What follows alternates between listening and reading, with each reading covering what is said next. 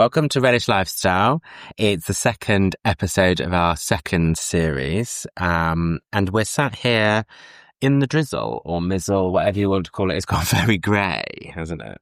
And it's only less than 20 days to midsummer. You'll be dancing around the garden. Oh, no. Actually, I just saw something advertised and it said you could go to the beach and you could have a feast. No, it was a swim and a feast on the eve of. I don't think you're up until midnight or anything, but... I might be being 21st. Really confused. Is this what they call the midsummer solstice? No, that's something different, isn't it? Whatever it's called. No, I think that's right. Is that right? Yeah. I never know. I think that's right. Anyway, but Midsummer's Day. Oh. Yeah.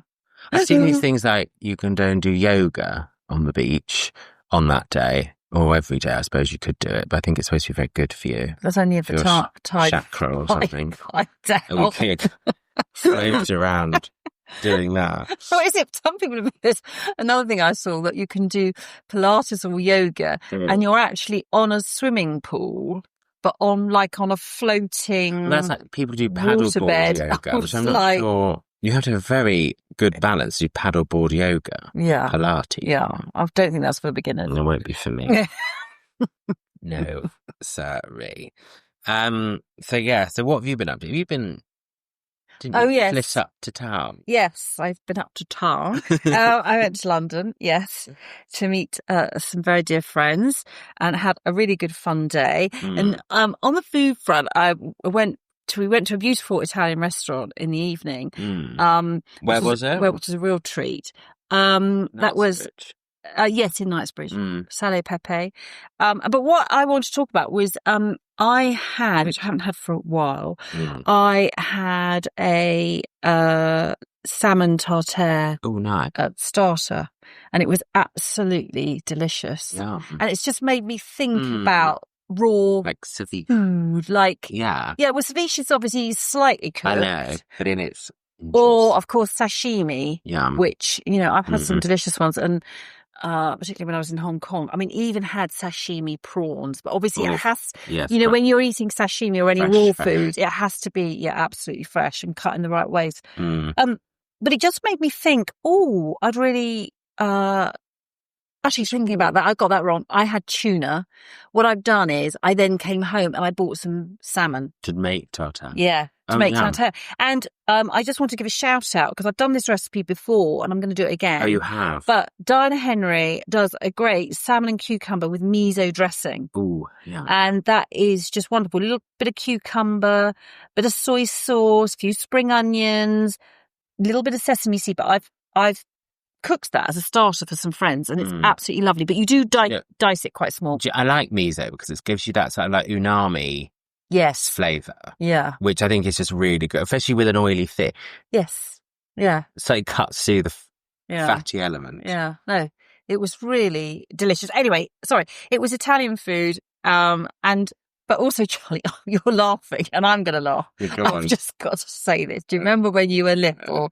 So one of the stories, when you were little. I was being brave. How old were you? Can you remember? Oh, gosh. I can't remember. 9? Yeah.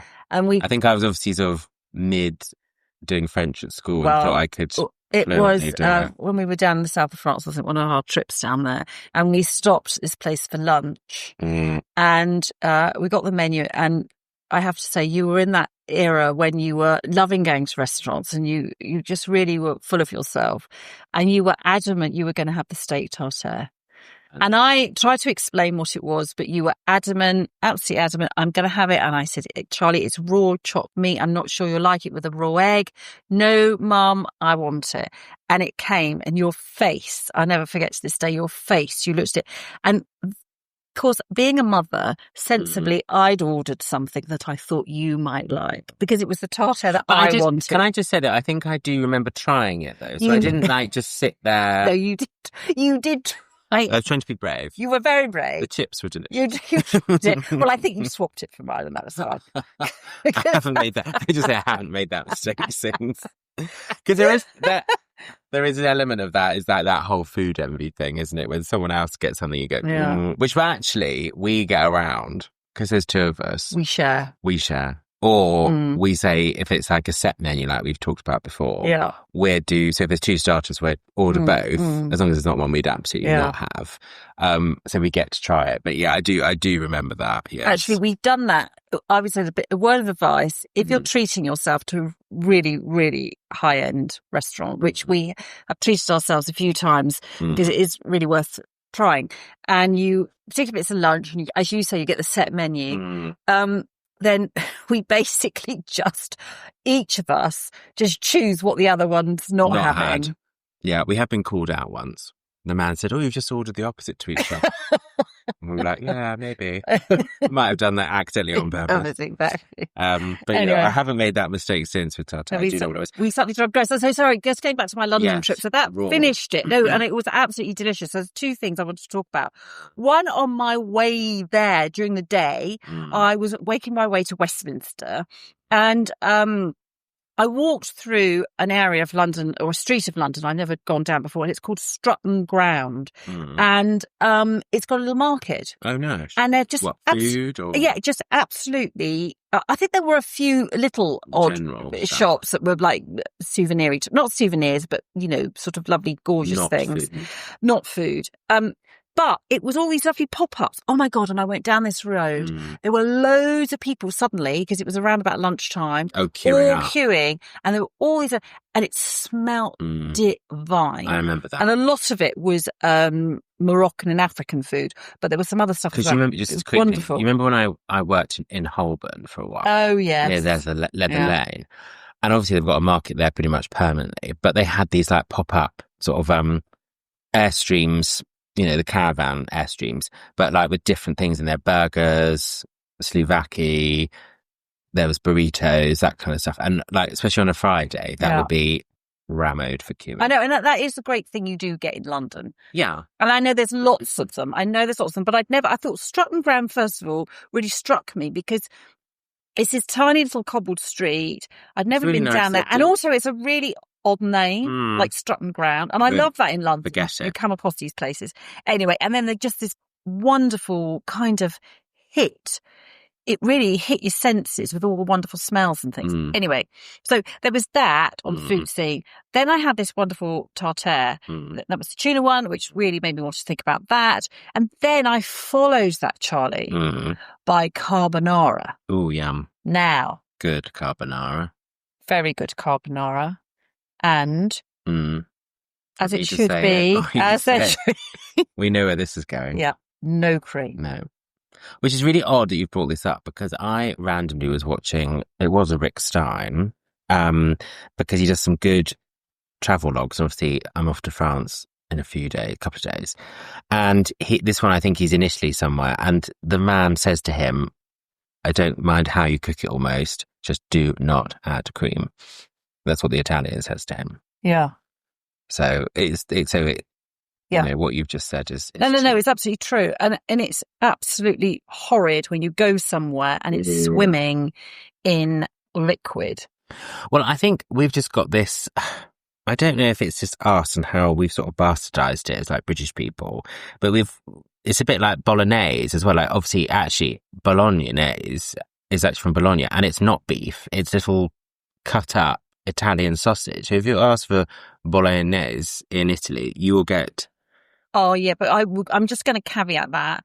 And if even Stanley Tucci doing his trip around Italy, but each area will have their own take on certain things. But obviously from what what we would say, whereas actually they would call it a ragu.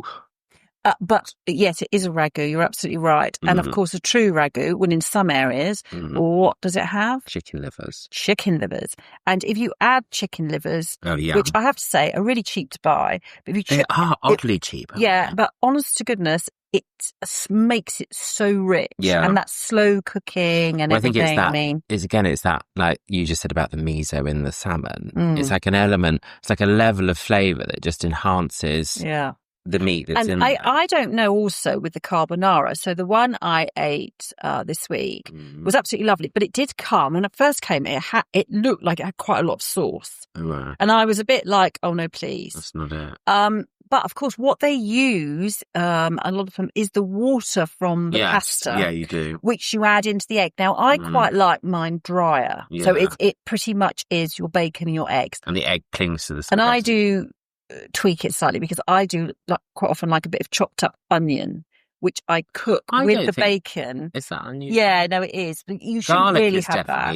I'm sure, is in it. Normally, it literally is like 3 ingredients, I think. Yeah. But they'd used a very special sort of lardon. Oh yeah, bacon. But when it came, for a minute I looked at it and I thought, oh no. But then, of course, I ate it and I realised it was the wonderful sauce and the oil and the eggs. It's a really good meal if you haven't got a lot of stuff in. Because I think it's a really yummy, unctuous meal. But if you've just got some dried...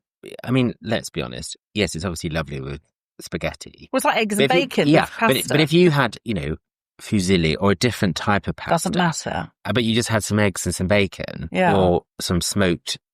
I don't know, like serrano or whatever. Yeah. You could whack that in. It'd be delicious. Yeah, no, absolutely. You could make your own riff on it. And obviously the thing is you have Parmesan cheese on it. But to be honest, I've used cheddar and I've used a mix. This is the other thing. You could use other. I think it shouldn't be Parmesan. I think it should be pecorino. Oh, pecorino. No, but an Italian hard cheese. No, but what I was saying was in this Rick's time, that's the things they said. No cream and not Parmesan. Oh, right. Okay, fair enough. The Parmesan thing was new for me. Yeah, no, that is new for me as well. Anyway, so we've just covered off. So anyway, I had a very lovely time in London. Sound like you did. And packed. I saw wonderful, dear friends and was very spoilt and had a fantastic time. Good. Oh, and one other thing I'd like to mention is if anyone's got the chance, go to the King's Gallery. There's a rather nice exhibition on at the moment about the Edwardians. That sounds fun. There we go.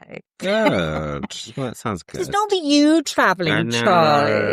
Well, yes, I'm off again. You are in a few days' time. Yeah, off to France. So yeah, I'm looking forward to that. I'm taking the car, so I'll be taking a few bits with me, so I can do some recipes and cooking. And you're going to be doing some video. Hopefully, yeah, some video. And your maman is not going to be with you this time. She won't be holding the camera, passing me, but I do it myself. You do get some free time. Yeah. No, so it's it'll be lovely. It's down near Sancerre, so obviously wine. Ooh. And actually very nice.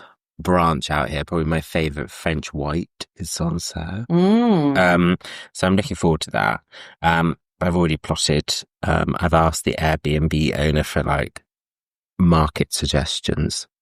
Oh, yeah. So your car will be relatively empty going, but a little bit fuller coming back. Yeah.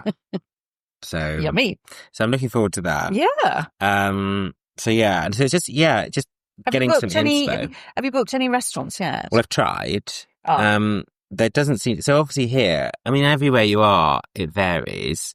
But there's not a huge amount of places you can book online. Oh, I see. So, which is my own failing, I guess. I don't know the language well enough to ring up. I'm not brave enough to ring up. Oh, I'm sure it would be book fine. A table. But I guess it's probably better when you're there. Yeah, but my thoughts are, I've made sort of a list of a few, and I thought if I drive past, I'll just drop in and say, yeah, une réservation pour moi. Bonjour. Or whatever. Anyway, hopefully I can get by. But yeah, so I'm looking forward to that. You could stop. You could just stop as you walk by and go, bonjour, rub your tummy very hungry. Oh, I forgot what hunger. Il femme, I think. It's supposed to be peckish. I can't remember what the word is.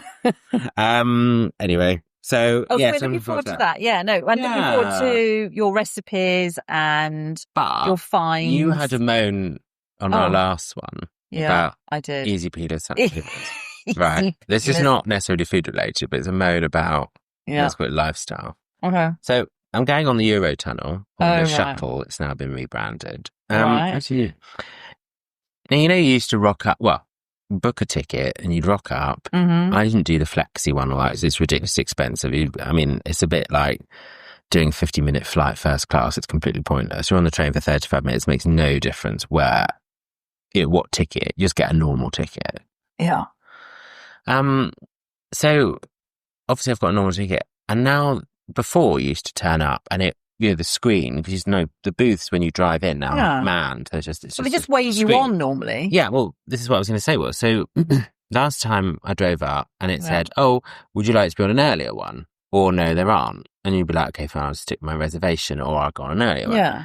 Now they're saying from early March, if you booked after that, which I did, they're now saying, "Oh, if you turn up early, there'd be a fee and it's all much more complicated. And if you're late for your return trip by more than an hour, it voids the ticket.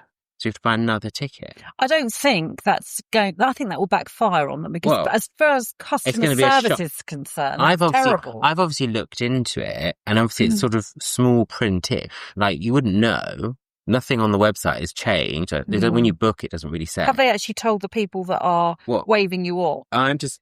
Or the computer that you turn up to. Have they seen the small print? But I think a lot of people in July and August are going to get a shock when they turn up and thought, "Oh, that's not what usually Also, happens." I thought the whole point was... And it's an easy way to travel. Yeah, and also it was so good because it's just literally you are shuttling people on and off. Yeah.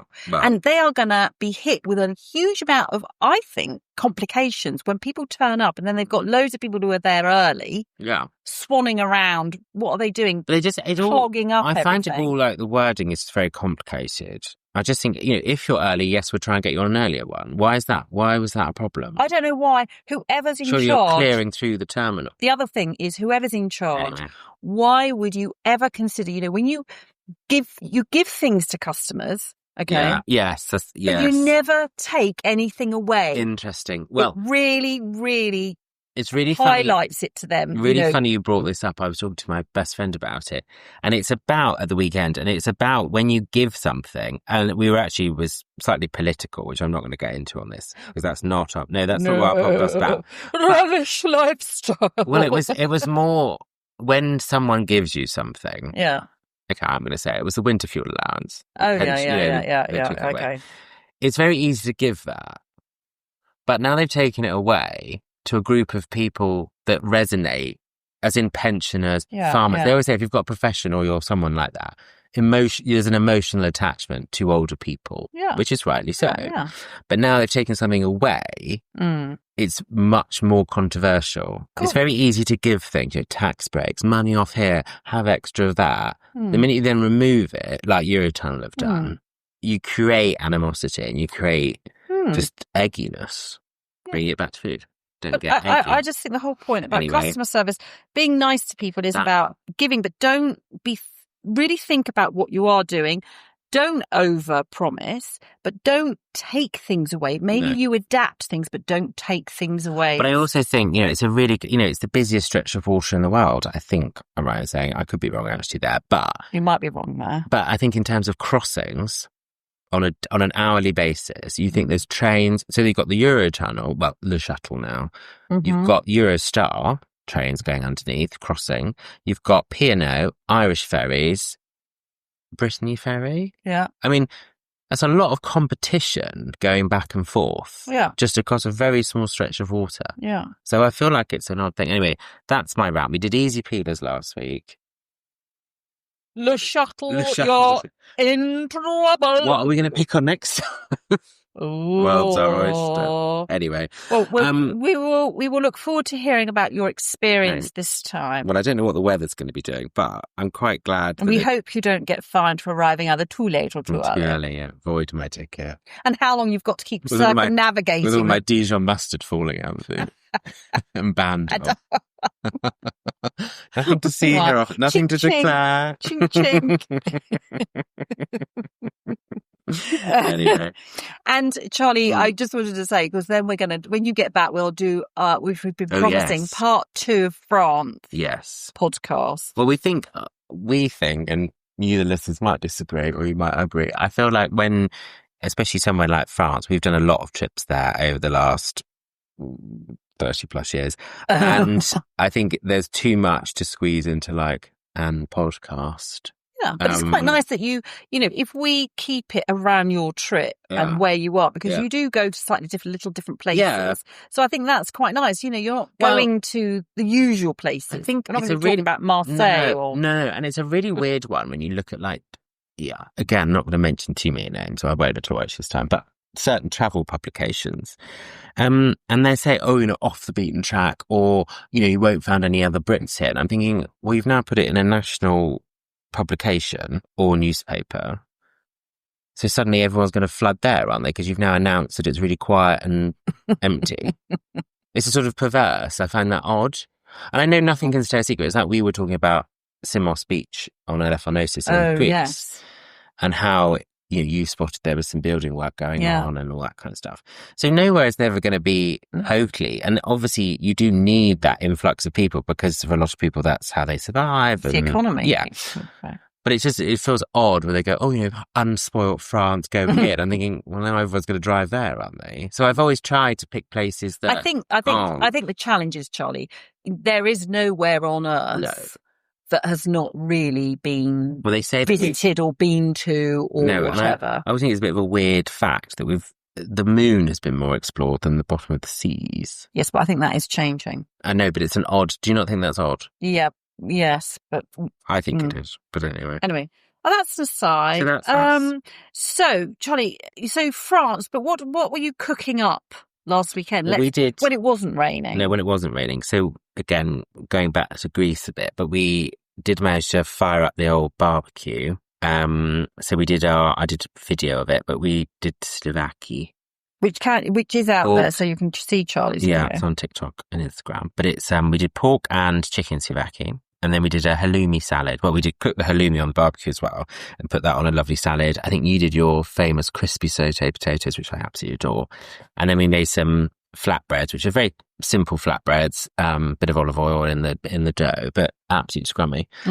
So that was really good. But yeah, unfortunately, the weather has now turned. So yeah, we're not doing barbecues at the moment. So Slovakia, let's just talk about that. It's basically a kebab, isn't it? Yeah, no, it is basically a kebab. I think it's not your kind of 4 a.m. on a Sunday morning kebab.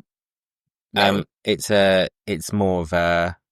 Well, it's a weird one, actually, and I feel like I'm about to say something because I don't know the answer to it. The difference between a souvlaki and a gyros. And I think the gyros is because it's the whole thing. Yes, because it's all wrapped in the bread, isn't it? With the chips and everything. So I think souvlaki is literally just a meat kebab. Yeah. It's just that. And it is, it's delicious. And it's obviously flavoured with things like oregano and a bit of garlic and lemon and things. But again, like we were saying earlier, there's no sort of original recipe. The fundamentals are there, but you could tweak it depending on what region you are on in Greece and what we have here. So I think it's just a really nice way of using different cuts of meat as well. Yes, and I think that is the thing, particularly I think in Europe, that, it is, you do use different cuts of meat, and they can be, obviously you have to think about the cooking, if it's slightly slower, but you can cook souvlaki or you can cook them slower if you need to. And they're not always just melt in your mouth. There's a bit of bite to them or chew or something. Yeah. But it's all about the flavour. Yeah. No, I agree. And I think that's the thing with European cooking, actually, is often they will use slightly different cuts and joints to what we would be expecting. And also I think they don't mind their meat a bit chewier. And I don't, as long as the flavour's there. Yeah, but there's difference between chewier and chewy. I was going to, caveat that. Yeah. But talking of different cuts of meat, so you came to me the other weekend as well, and I did... Oh, yes. Pork gob. Well, yes, you did. Alejandro style. Have I said that right? Alejandro? So, Portuguese style. So that was pork and clams. Yeah. I don't like this expression, but it's sort of surf and turf. Yes, but they do a lot of that. Yeah. They do a lot of that. Well, I think it's like what we were saying is it's the flavour building profile. But what was quite nice was the texture. I really like that texture with the softness of the clam. Yeah. And obviously that they go in at the last minute. Yeah. And then you've got the slightly slower cooked robustness of the meat. Yeah. And actually, pork, it does have a sweetness, like a clam has a sweetness. Well, I think that's Is that nice? I think that's why, traditionally, here, pork has that apple sauce because it kind of works. But yeah, it was a lovely dish. You marinate the pork. Well, again, I tried to look for a recipe I went through, and I've got 2 books that are just by Portuguese chefs, and both recipes are quite different. And then there was another recipe I found. So I did a combination. Oh yeah, they were all different, weren't they? Yeah, different. I mean, the Portuguese seemed to make enough for 28 people. That was the only thing. The portion or like servings were very high. But the one I did fundamentally was a bit of a riff on all 3, really. And you sort of blitz some roasted red peppers, garlic, the usual sort of suspects in it. Lemon spices, or orange, paprika. Obviously seasoning, and then you let that marinade sort of for as long as you can, really. I mean, you can do it overnight. And there's always lemon juice or orange juice or something, wasn't it? And so that's really nice. And you fry that off, so you brown the meat off, and then obviously you then re-add what you've marinated in, so there's no waste, which I really... Yeah, I think that's really good, which we talked about last time. And I think you added a bit of white wine, and then obviously the clams go in literally in the last couple of mins, and then a bit of parsley or coriander. Yeah, so that was delicious. It was a bit different. It was good to try. I think we should try a few more of those. Yeah. And then we popped down, I don't know if it was the same weekend, it might have been a different weekend, but we popped down towards Southampton, didn't we? And we did a bit of... Oh, right. But this is completely different. I was just thinking like we've been out and about. We did. You wanted to get some few bits and bobs, and we landed up, which we haven't done for a while, like went to some big department stores or shopping malls. And I don't know. I think for me, I was just a bit like, it's really easy to be sort of scrolling on your phone and just order things. Like it's become so easy, like with Apple Pay as well. You don't even have to put in credit card details. It's just easy. I think there's like, every now and again, I think it's really nice just to sort of actually go and sort of see the clothes, touch them. Yeah, exactly. But it was just, we were sort of on an escalator, I think. We've got a rather funny photo of you and me on the escalator going down, but we were in a big department store, John Lewis, and I don't know, it just got me thinking like, it's quite in today's world, it's incredible they're sort of still around in a way. I know. It does feel slightly old-fashioned. And it was funny because like I was in London and, certain parts of London actually, but it's a lot more independent or a small street. Tiki. Yeah, and you've still got the little shops, but it's funny how I don't know if I feel because of everything we've gone through, literally with COVID and everything shutting and then reopening, I don't know. I kind of enjoy it, but also it feels a bit tiresome and a bit, I don't know. Once upon a time, that's actually how you shopped. I think. But there is an element, it is lovely to go into places and actually speak to people and touch things. Yeah. A lot of stores don't hold stock anymore. No, so that's the thing. Yeah. I do. For someone who, I mean, when I was much younger, in my teenagers, I used to love shopping, absolutely love it. And I used to work for Top Man and stuff, so I used to love all of that. But I think that's been gradually eroded by online shopping. But I actually think I don't know, I think it's a detriment to like just being sociable, like going to do that. And actually, I really enjoyed our sort of day when we went shopping. And we did, like we said, we did John Lewis. I think what I thought was quite interesting was sort of what they'd done in terms of the theatre of the store. So you have, obviously, they had that like barbecue. We looked at the barbecues. Do you remember? Oh, yeah. And then they had, I don't know, but then they had sort of outdoors. I thought they'd, and in the men's section, they had like this sort of round area. So it was quite clever. They kind of tried to break up the kind of very boxy style of a traditional department. Right, and just rails and rails of clothes or shelves and shelves of items. That's the problem with the department store. It's sort of, they're rectangular square buildings. So there's only so much. But they'd kind of built in this round area. It's called the Holiday Shop, I think. It might be called something else. And actually, I thought it was quite well curated. And I thought, actually, I wouldn't get that if I shopped online. No, but I wonder, it's just come into my head that if we say, which we can't, actually, in our own lifetimes, but if we went back to something like the 50s or 60s, a retail experience was an experience. Yeah. Service was everything. The people that worked in the stores absolutely reflected the brand and the store and everything.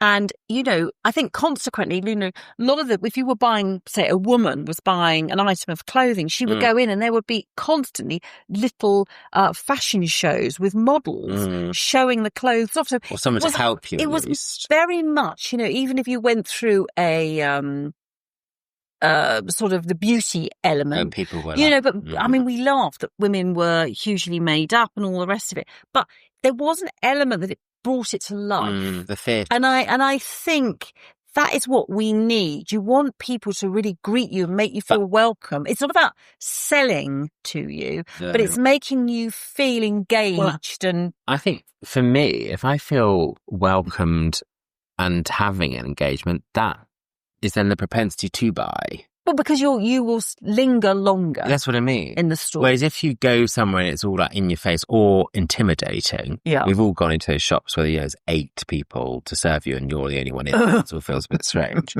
I think there's a balance. But I really enjoy just being out, actually having time to go round a full shop almost and just see what was going on.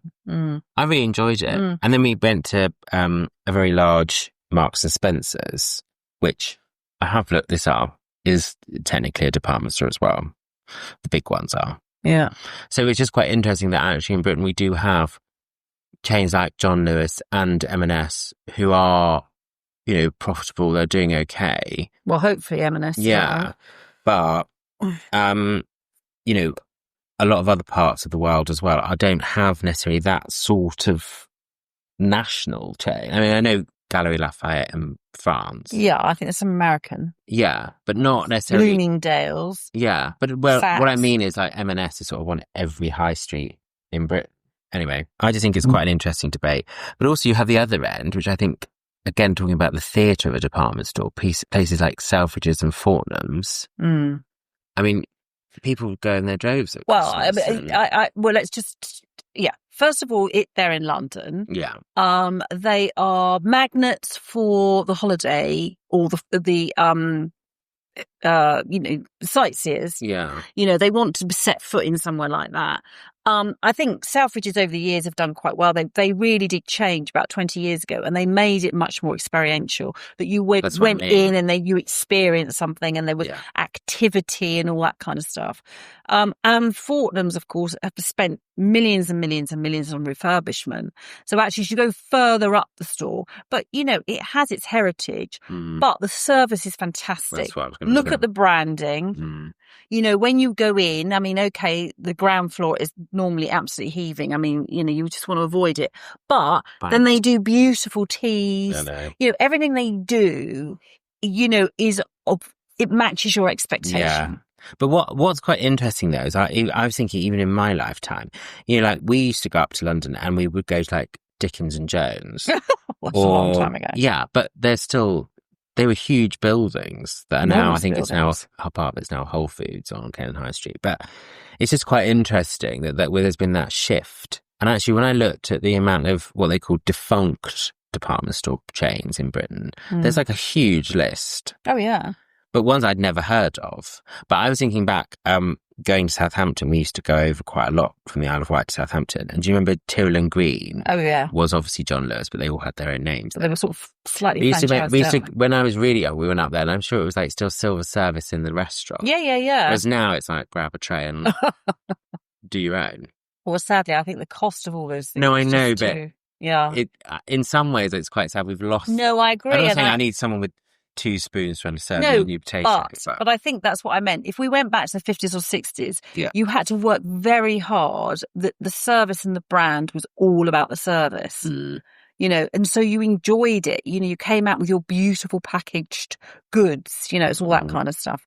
Anyway, well, I think it's a very different way of shopping. But actually, I think it's quite healthy to go out and be outside, not just do it all online. No, I think that's definitely a balance. I think we need to be out and talking to people and looking at things, and touching and whatever. So, that wasn't supposed to be another rant, but I feel like it might turn into a bit of one. Oh, no. Right, I just wanted one. Oh, yeah. Okay, so seasonal veg. Yeah. New potatoes. Oh, yes. What's your thoughts about new potatoes? I like a good new potato. Do you like a Jersey Royal? Yeah. Well, I had some the other day, and I'm trying to think. I actually roasted mine. Slightly controversial. They were Jersey new potatoes. No, you can. Or bake them. Yeah, so I roasted them. I just did a bit of, I think they have sunflower oil, but I put them in a bit of, what was I having it with? I can't remember. God, it's got it in my head. But basically, I seasoned them. I think I put a bit of like cumin, fennel, that kind of stuff on there.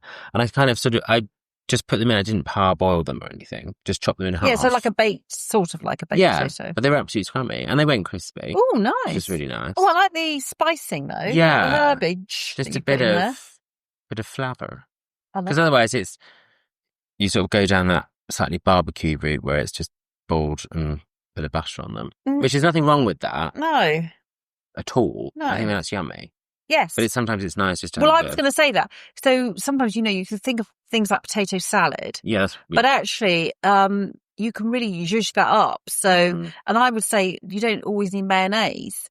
So I've got a couple of recipes. One is you add boiled eggs, and chives. Like chopped up boiled eggs. Chives are really delicious. Yeah. So yes, of course, mint. Everyone thinks of mint, but if you use chives in something like that, and very good olive oil, good seasoning, but with the eggs, it's absolutely delicious.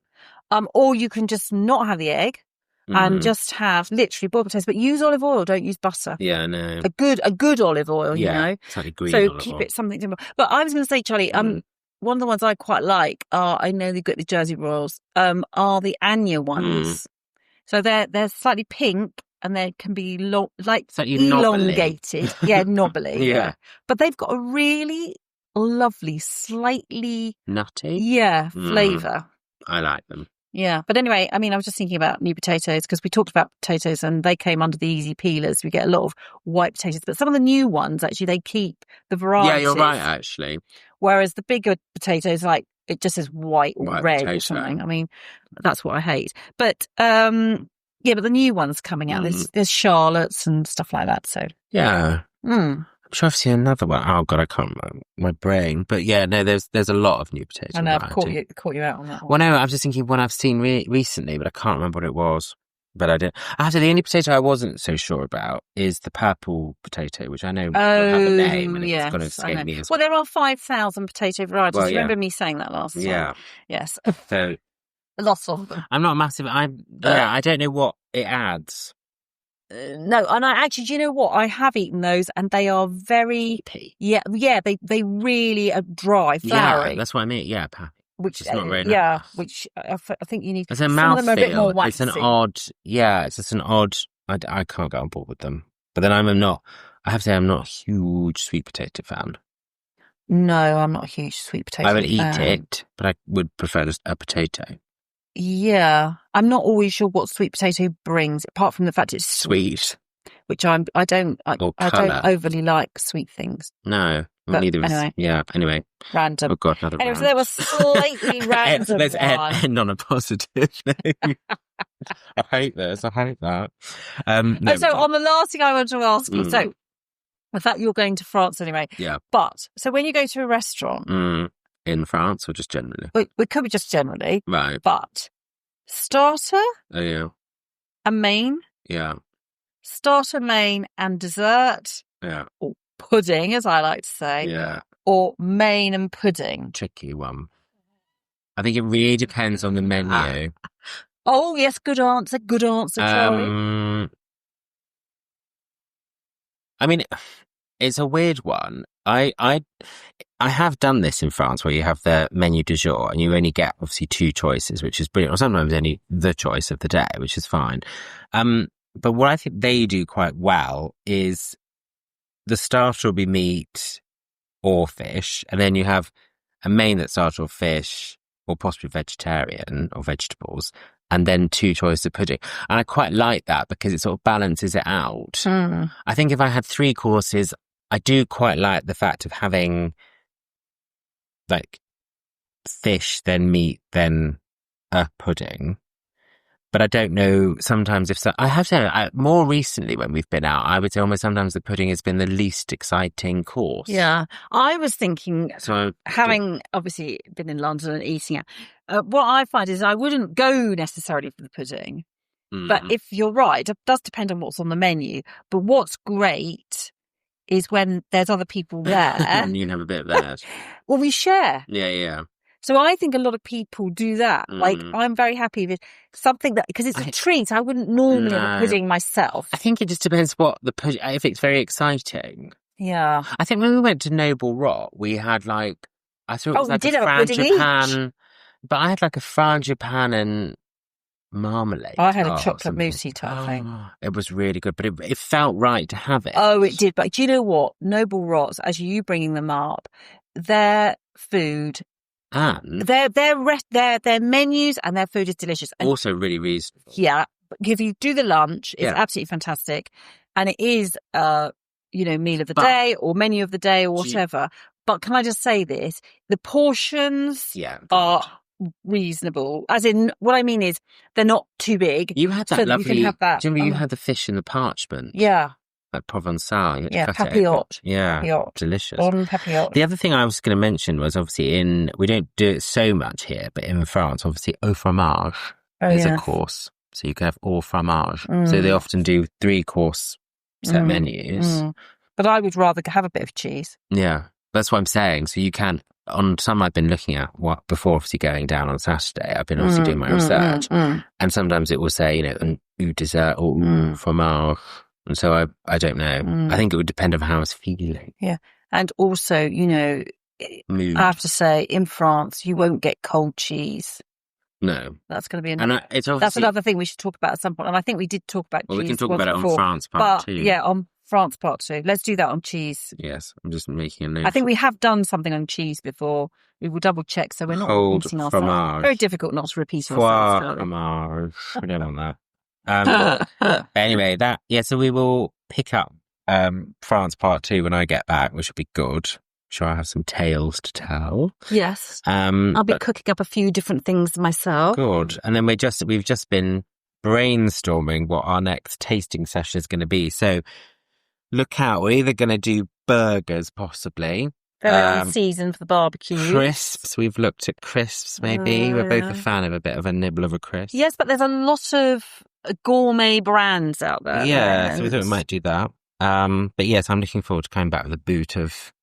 I normally do Dijon mustard, dry rosé, and apricot jam. That's my combo. You do get some odd looks at the checkout. But anyway. But yeah, so thanks for looking at our videos, listening to our podcast. Obviously, we're on TikTok and Instagram at Relish Lifestyle. I'll be doing the hashtag Relish Lifestyle on Twitter. And we are slowly improving our little website where you can watch or listen to things as well on there. Find more info. It is improving. That's good. So yeah, that only leaves us to say keep relishing life.